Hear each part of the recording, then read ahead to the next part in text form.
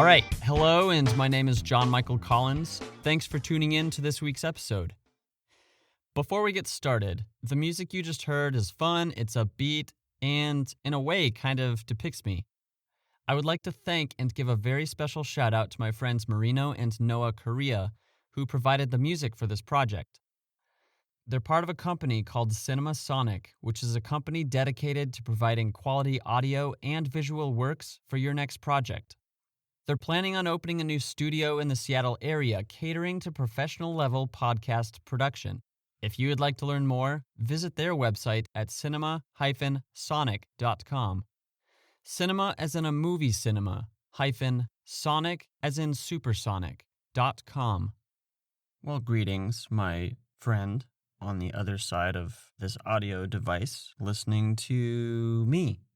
If you're just joining, this podcast is a personal and therapeutic tool I call a vocal diary. It's just a space for me to process thoughts, explore stories, and really post them for anybody who might be interested. Hopefully it would inspire someone. If not, like I said, it's just kind of a mental journal that it's like a living, breathing diary that anybody can tune into. I'm not doing this for any type of social gain or even to be a better human. It's just for me and anybody who wants to listen. If you don't want to listen, that's okay. But you're listening right now, so I gotcha. Episodes 1 and 2 talk about who I am, really just how I got to where I'm currently at, which is inside of a vertically rectangular box that I built with my 10 fingers. Each episode other than episode 1 is 20 minutes long, and a quick disclosure that going on tangents may or may not be involved. This journal, is conversationally true to how I speak.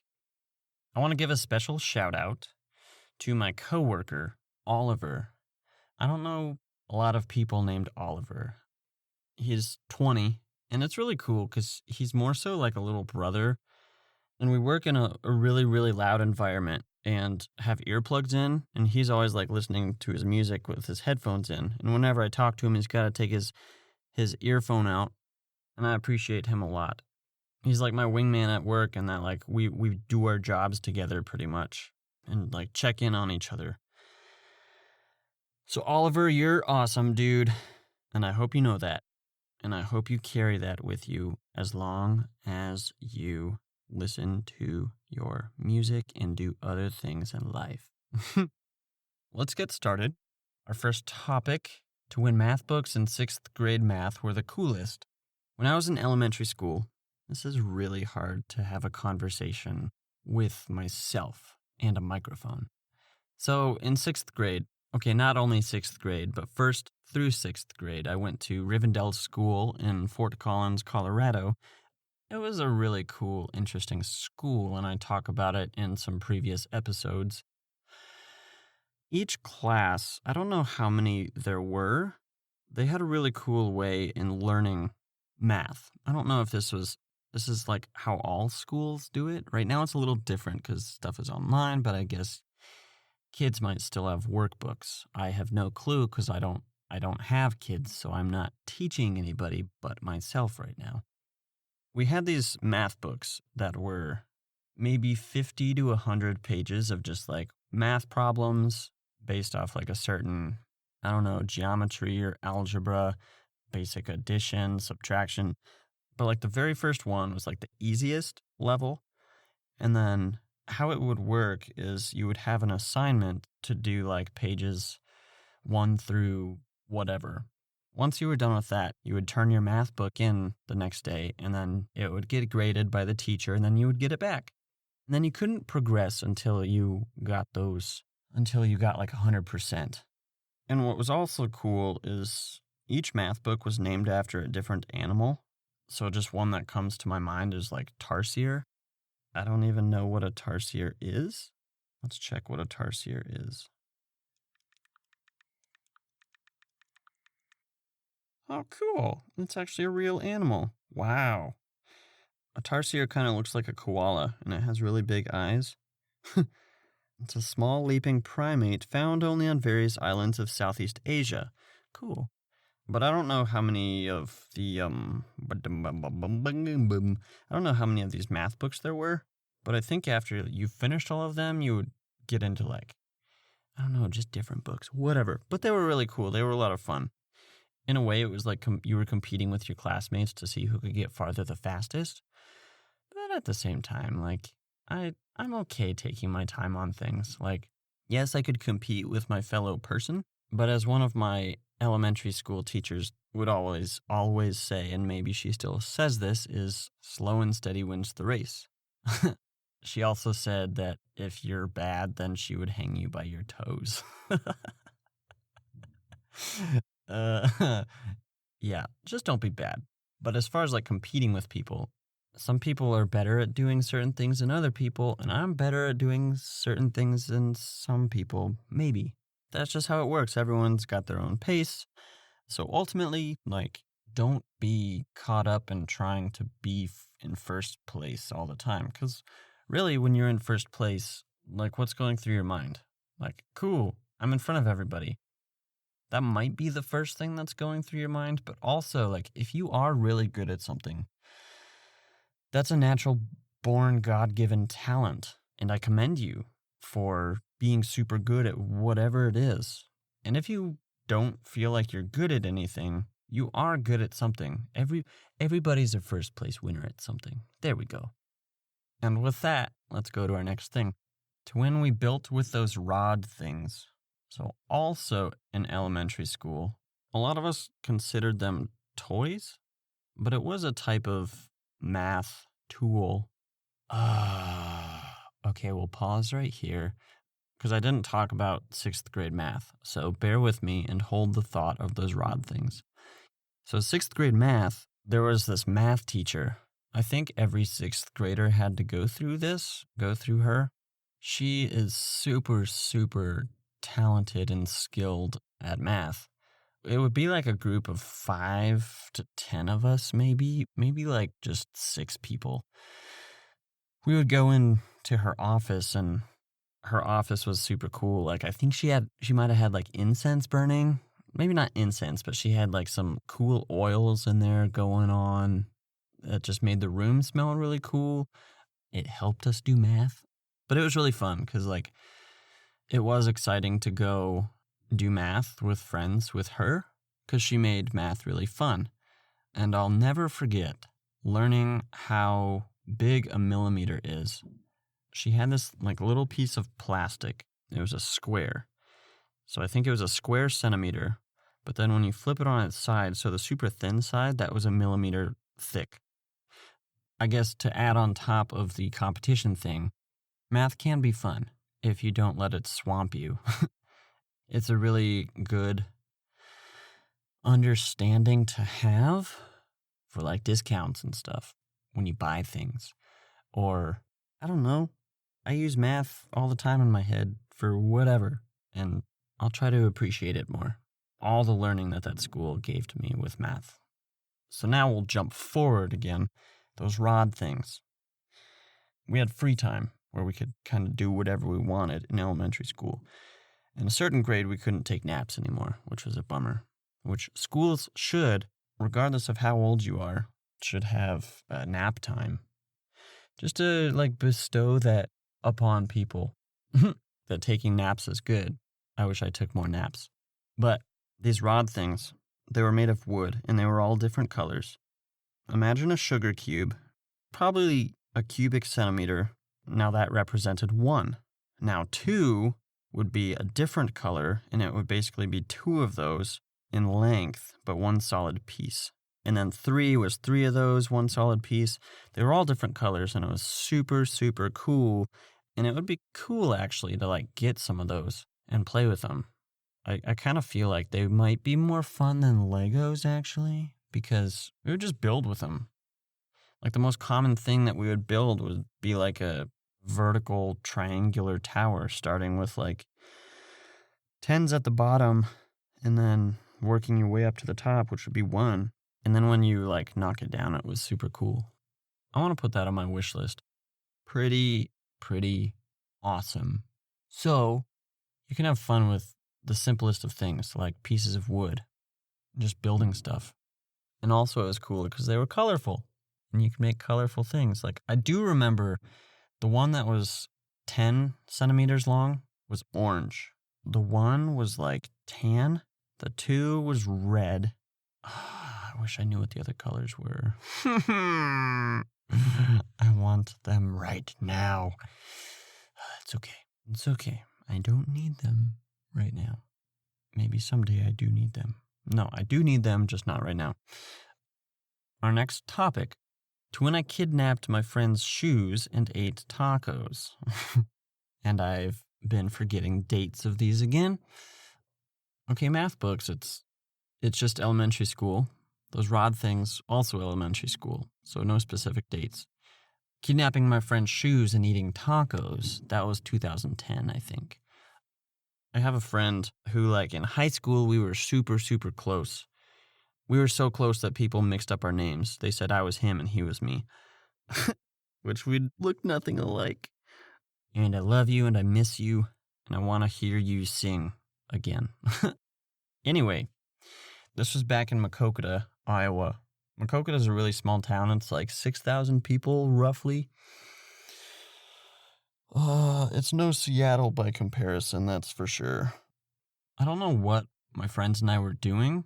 He had a pair of purple shoes, super beautiful and shiny. And one day I took his shoes and decided to drive across town with them, go into a restaurant and order soft shell tacos. I had his shoe sitting right next to like my tray. I was eating really close to it. He was really protective of these shoes and didn't want them to ever get dirty.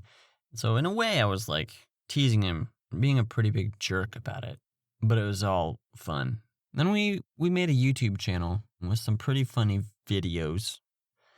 Most watched video had like maybe 400 views, and it was us driving around, playing music through my car and videotaping us singing. It was great.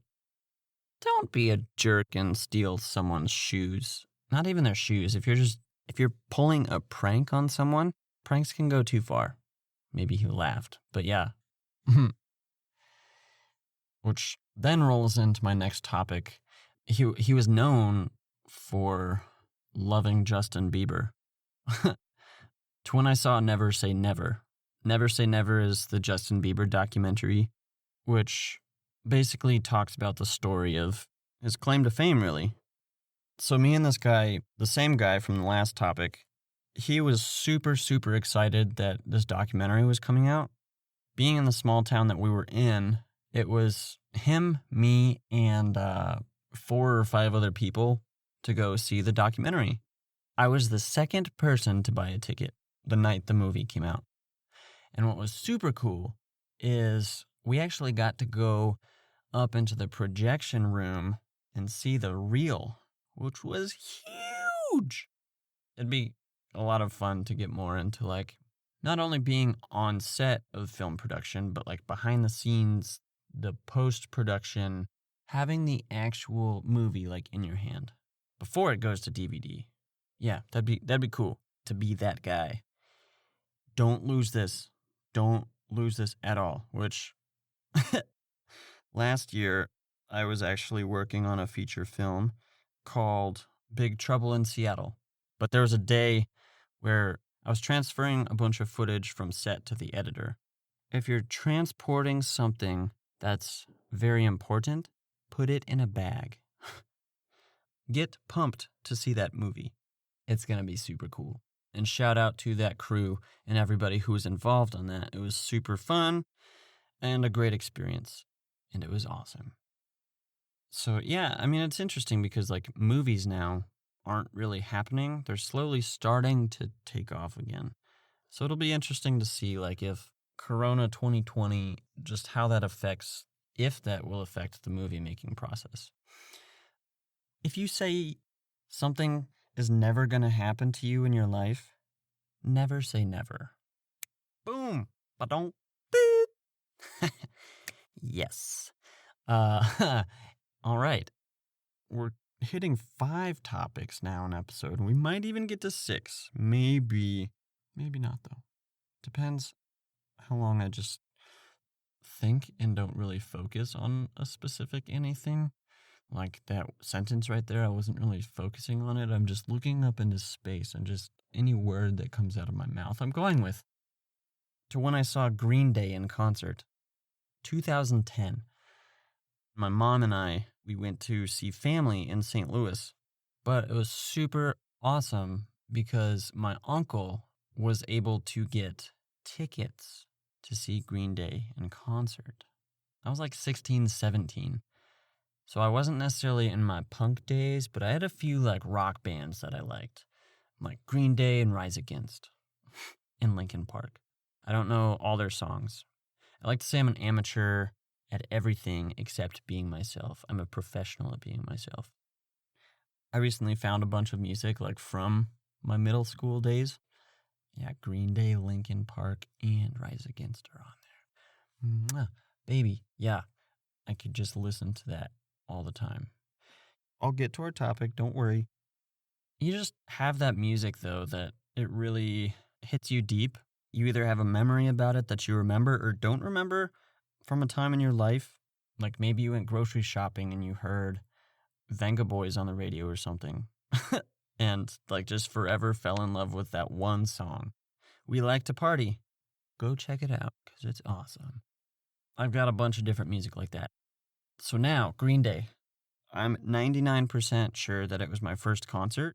Someone claims that Snoop Dogg was my first concert, which I very 100%ly remember my sister going to see Snoop Dogg and like coming back saying that like he didn't come out on stage for a super long time. You can't justify two people having two different ideas of what is true. I mean, not justify it, but like it's almost impossible to come to a middle ground meeting point, which goes into our next topic, which I'm not talking about this episode. We'll get to it next episode. But Green Day was super cool. Like I knew maybe one or two of their songs. I remember this guy going up on stage. Billy Joe Armstrong would sing the song, and then this guy would like fill in the lyric.